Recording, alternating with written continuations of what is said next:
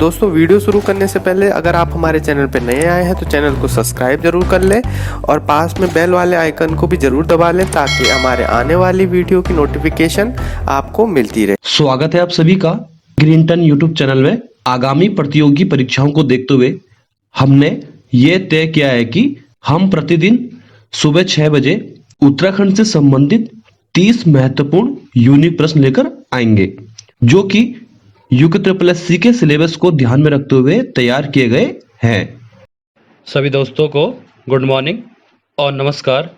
यह Uttarakhand daily one liner quiz का set number 45 है। तो चलिए दोस्तों शुरू करते हैं आज का क्विज। आज का पहला प्रश्न है, किस वर्ष उत्तरकाशी के ज्ञानसू कस्बे में भूस्खलन की घटना हुई थी? तो इसका सही उत्तर है 23 जून 1980 को। ठीक है, थोड़ा महत्वपूर्ण प्रश्न है कि किस वर्ष उत्तरकाशी के ज्ञानसू कस्बे में भूस्खलन की घटना हुई थी? तो 23 जून 1980 को। नेक्स्ट प्रश्न है, राज्य के किस प्रकार के लोकगीत शुभ अवसर पर गाए जाते हैं? तो इसका सही उत्तर है मांगल गीत। नेक्स्ट प्रश्न है, राज्य के किस जनपद में बिनाथेश्वर मेला तथा श्रावणी मेले का आयोजन किया जाता है? तो इसका सही उत्तर है अल्मोड़ा जनपद में। नेक्स्ट प्रश्न है, टिहरी रियासत में प्रथम भूमि बंदोबस्त किस पवार राजा के द्वारा किया गया था? तो इसका सही उत्तर है राजा सुदर्शन शाह के द्वारा। ठीक है, अब थोड़ा देख लेते हैं राजा सुदर्शन शाह के बारे में। तो राजा सुदर्शन शाह का कार्यकाल 1815 से 1859 के बीच में था, यानी कि पवार वंश के 55वें क्रम के राजा थे, यानी कि सुदर्शन शाह। और सुदर्शन शाह ने टिहरी रियासत की स्थापना 28 दिसंबर 1815 को की थी और राजा सुदर्शन शाह ने अपने कार्यकाल में प्रथम भूमि बंदोबस्त 1823 में किया था, जो एग्जाम की दृष्टि से मोस्ट इंपोर्टेंट प्रश्न है। तो ग्रीनटन करंट अफेयर वार्षिकी 2020-21 संस्करण प्रकाशित हो चुका है। अगर आप इस मैगजीन को ई मैगजीन के रूप में खरीदना चाहते हैं तो यह हमारी वेबसाइट पर उपलब्ध है। हमने वीडियो के डिस्क्रिप्शन में लिंक दिया है, वहां से आप इसे खरीद सकते हैं। नेक्स्ट प्रश्न है, ब्रिटिश उत्तरांचल को किस वर्ष संयुक्त प्रांत आगरा एवं अवध का अंग बनाया गया था? तो इसका सही उत्तर है 1902 में। नेक्स्ट प्रश्न है, बागनाथ, मलेनाथ तथा गणनाथ देवता किस जनजाति के देवता है? यानी कि राजी जनजाति के प्रमुख देवता कौन है? बागनाथ, मलेनाथ तथा गणनाथ देवता। यूके ट्रिपल एस सी ने अपने प्रीवियस पेपर में पूछा था कि बागनाथ किस जनजाति के प्रमुख देवता हैं? तो राजी जनजाति के हैं। और राजी जनजाति का जो निवास स्थान है उसे क्या कहते हैं? रौतियोड़ा। नेक्स्ट प्रश्न है, किस पवार राजा की तुलना कवि देवराज ने भीमसेन से की थी? तो इसका सही उत्तर है राजा बलभद्र शाह के द्वारा। तो राजा बलभद्र शाह ने ही सबसे पहले अपने नाम के आगे शाह की उपाधि लगाई थी और राजा बलभद्र शाह ने अपने कार्यकाल में राजदूत भेजने की प्रथा की शुरुआत भी कराई थी। नेक्स्ट प्रश्न है, गैरसैंण किस नदी के तट पर स्थित है? तो इसका सही उत्तर है पश्चिमी रामगंगा नदी के तट पर। ठीक है, आयोग पूछ सकता है कि पश्चिमी रामगंगा नदी का उद्गम जो है कहाँ से होता है? वो दूधोदोली के पठार से होता है। तो दूधोदोली का जो पठार है वो है अल्मोड़ा, चमोली और पौड़ी गढ़वाल के तीनों जिलों में दूधोदोली के पठार का विस्तार है।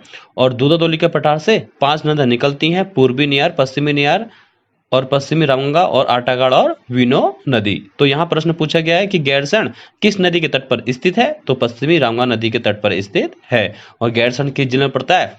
तो चमोली जनपद में है। नेक्स्ट प्रश्न है, औजी या बद्दी जाति के लोगों के द्वारा चैत महीने में यजमान के घर जाकर गाए जाने वाले गीत को क्या कहते हैं?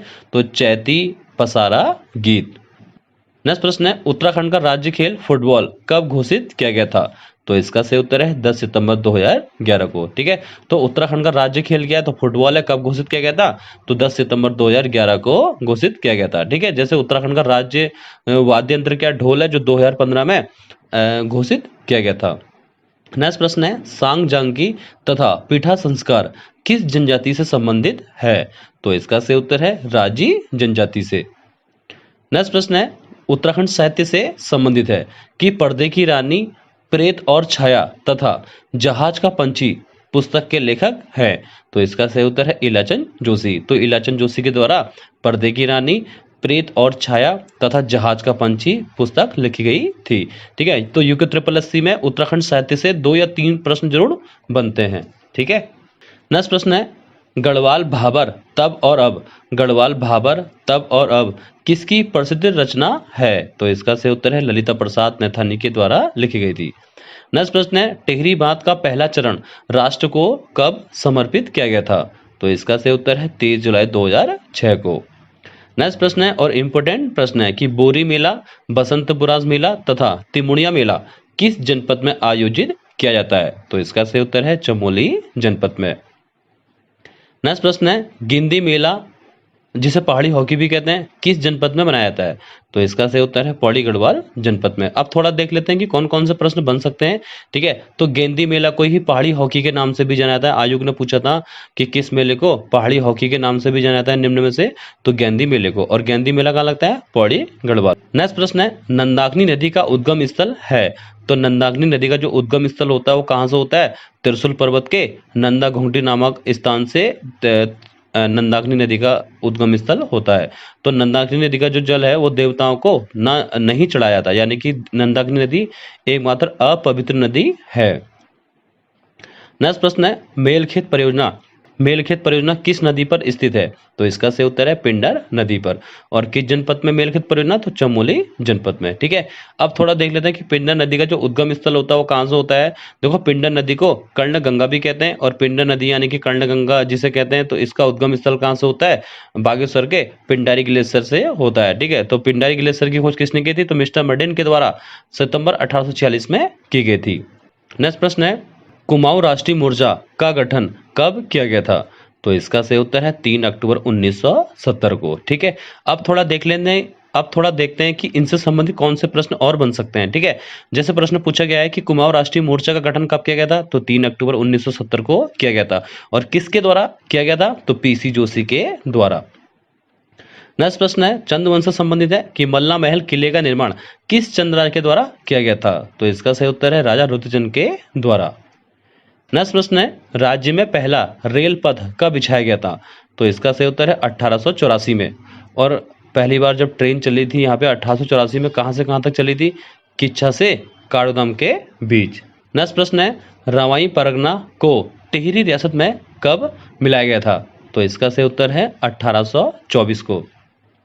नेक्स्ट प्रश्न है और इम्पोर्टेंट प्रश्न है और वेरी वेरी इंपॉर्टेंट है कि टिहरी रियासत में वन विभाग की स्थापना कब हुई थी? तो इसका सही उत्तर है 1 मई 1885 को। नेक्स्ट प्रश्न है मंसूरी से टिहरी के बीच सड़क मार्ग का निर्माण किस पवार या परमार राजा के द्वारा किया गया था?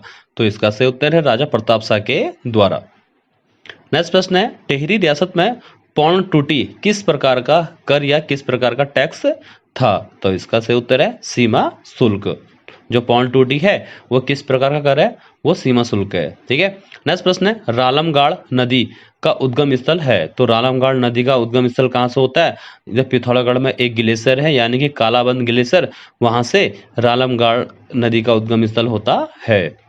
नेक्स्ट प्रश्न है पूर्वी नंदा देवी पर्वत की ऊंचाई है। ठीक है, तो पूर्वी नंदा देवी, देखो एक है पश्चिमी नंदा देवी जिसकी ऊंचाई कितनी है 7,817 मीटर है। एक है आपकी पूर्वी नंदा देवी जिसकी ऊंचाई कितनी है 7,434 मीटर। ठीक है, तो देखा होगा आयोग ने अपने प्रीवियस पेपर में पर्वतों से संबंधित एक प्रश्न जरूर पूछता है। ठीक है, नेक्स्ट प्रश्न है घर के मंदिर व दहलीज को गेरू से लीप कर विस्वार की धाराओं से बना जो चित्रांकन क्या कहलाता है?